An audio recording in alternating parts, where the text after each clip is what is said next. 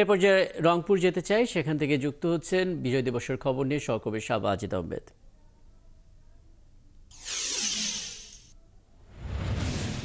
বাজিদ, বিজয় দিবসের শুভেচ্ছা আপনাকে। রংপুরের আজকের আয়োজনটা জানাবেন। বিজয় দিবসকে কেন্দ্র করে কি কি আয়োজন দিনভর রয়েছে, কি কি আয়োজন এখন চলছে এবং যেটা হয়ে গেছে সেটিও জানাবেন, এবং সাধারণ মানুষের উপস্থিতি কেমন দেখছেন, তারাই বা কি প্রতিক্রিয়া জানাচ্ছেন, একটু জানাবেন বাজিদ।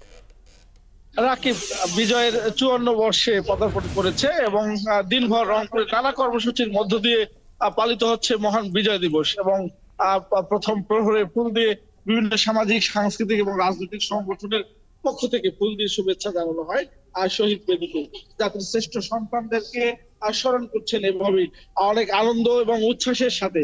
এবং খুব সকালে সূর্য ওঠার সাথে সাথেই এখানে স্থানীয় প্রশাসন, পুলিশ প্রশাসন এবং রংপুর রেঞ্জের ডিআইজি, রংপুরের বিভাগীয় কমিশনার সহ বিভিন্ন রাজনৈতিক সংগঠনের নেতা কর্মীরা ফুল দিয়ে শ্রদ্ধা নিবেদন করেছেন।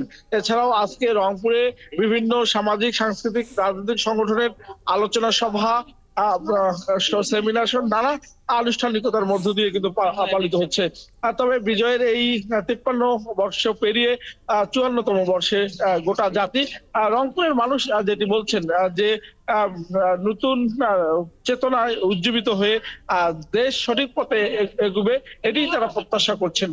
পাশাপাশি গণতন্ত্রকে আরো সুসংহত করার দাবি জানিয়েছেন তারা। এবং আজকের এই দিনটিতে কিন্তু যে এখানকার স্থানীয় প্রশাসন সহ সাধারণ মানুষ, তারা কিন্তু এই শহীদ মিনার টাউন হল চত্বরে এসে শহীদ বেদিতে ফুল দিয়ে শ্রদ্ধা নিবেদন করছেন। এবং মানুষের উচ্ছ্বাস, আনন্দ বেশি সকাল থেকে কিন্তু ছিল, যেহেতু এখন বেলা গড়িয়ে যাওয়ার সাথে সাথে কিন্তু কিছুটা উচ্ছ্বাস কিছুটা কমে গেছে, লোকজনের উপস্থিতি কমে গেছে।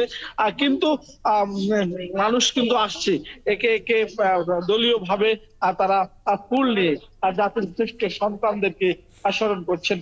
আপনারা দেখছেন এবং যে এবং সময়ের সাথে সাথে যখন বাড়বে মানুষের উপস্থিতি, তাদের কথাও নিশ্চয়ই আপনার মাধ্যমে জানতে পারবো। ধন্যবাদ যুক্ত হওয়ার জন্য শাহবাজিদ আহমেদ, রংপুর থেকে আমাদের সঙ্গে যুক্ত হয়েছিলেন।